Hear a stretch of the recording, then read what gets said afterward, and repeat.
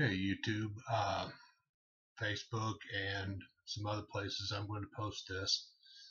This is a message, um, some words of advice to the people of the open carry movement here in Texas and by extension around the country.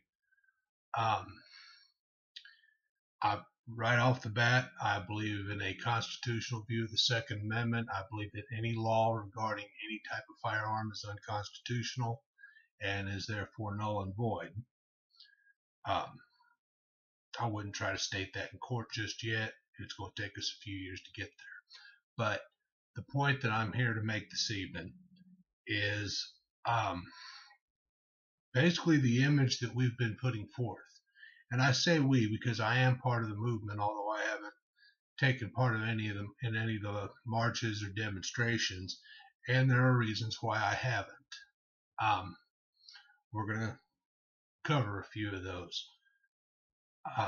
I put a post up on the Open Carry Texas page on Facebook a couple weeks back, talking about how people should present themselves, the image they should put forth when participating in events such as the open carry marches. I was fairly well castigated for my opinions, accused of treading on people's rights and a few other things that really didn't make a whole lot of sense to me. But the point is, when you're going to take part in a movement like this, something that is as volatile as this subject is, then you're going to live your life in a fishbowl. Everybody's going to be looking, everybody's going to be watching, everybody's going to be looking for something that they can single out and pick at you about. The difference now between where we're standing now having this conversation versus when I put that post up on the Open Carry Texas page on Facebook,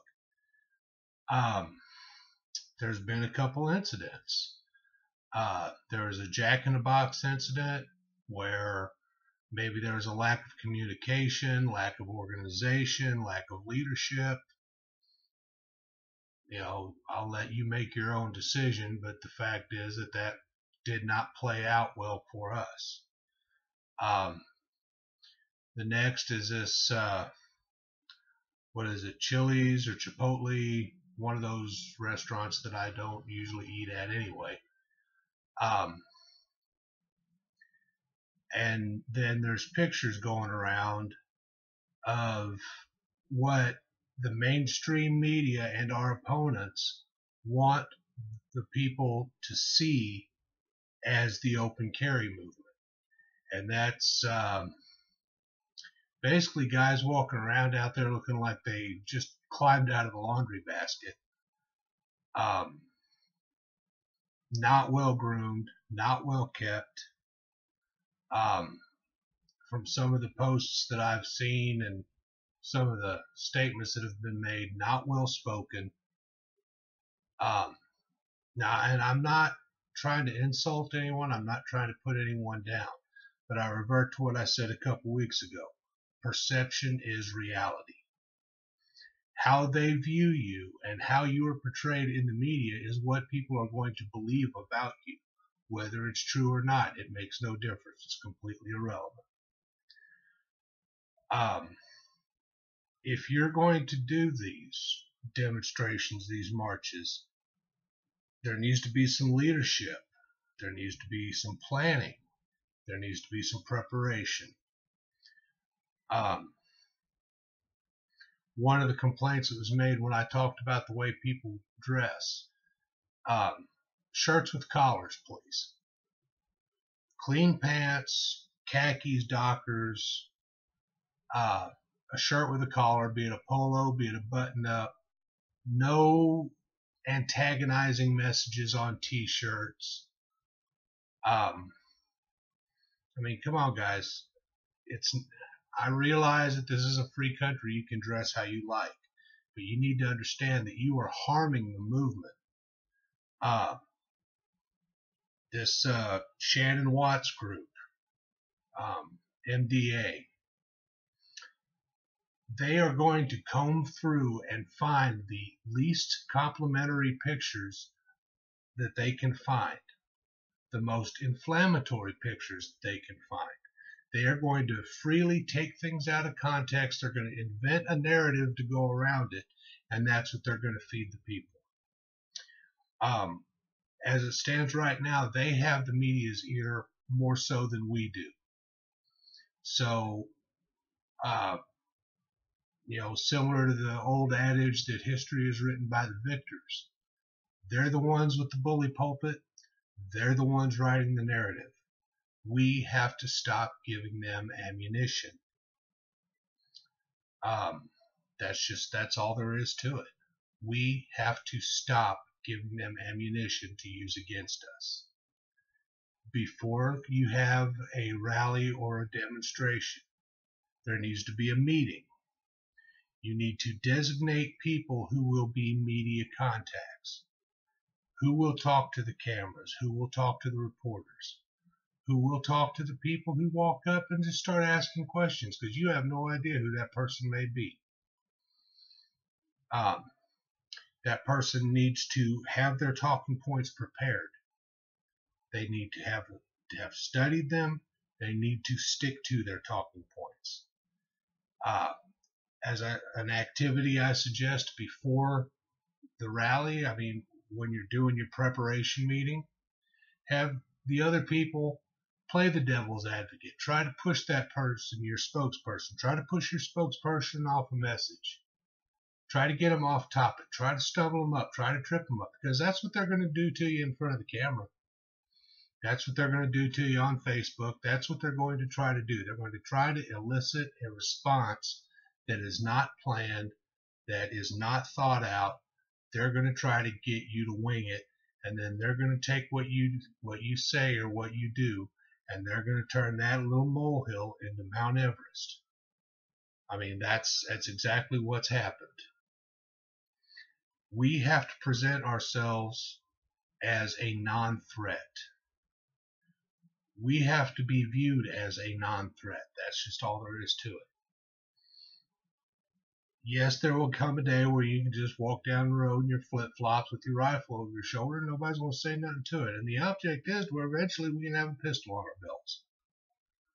But right now, when we're introducing ourselves to the people of the state of Texas, whatever state you're working in, trying to go for open carry or constitutional carry, you have to present yourself as a non-threat. That means being clean-cut, well-spoken,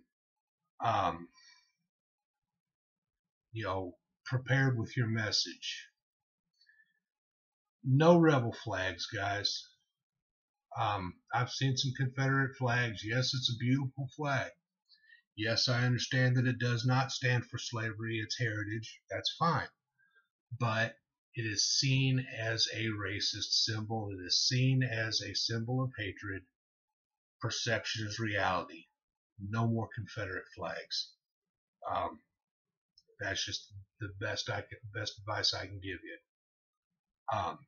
State flags, Gadsden flags are fine.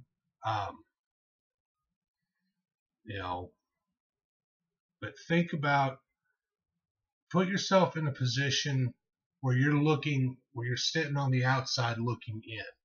Try to put yourself in the shoes of the average Joe walking down the street who really doesn't know what the open carry movement is, who doesn't have a dog in the hunt. That's the heart and the mind that you're trying to win. Foul language, basically being the stereotype of the Arkansas redneck talking about the tornado on the news. That's what you have to avoid. I understand that offends some people, that they have to not be themselves, quote unquote. But if you're going to win the hearts and minds of the people, you have to gain their audience. You have to gain their trust. And that's the way it's going to work. We're fighting the battle in the hearts and minds of people who either already have an opinion to a point or don't have an opinion yet and are trying to form one. Our opponents are going to use every single dirty trick they can. We've caught them in lies on top of lies on top of lies. They keep doing it. They keep getting on TV. They keep getting on the internet. They keep getting attention. We have to stop giving them ammunition.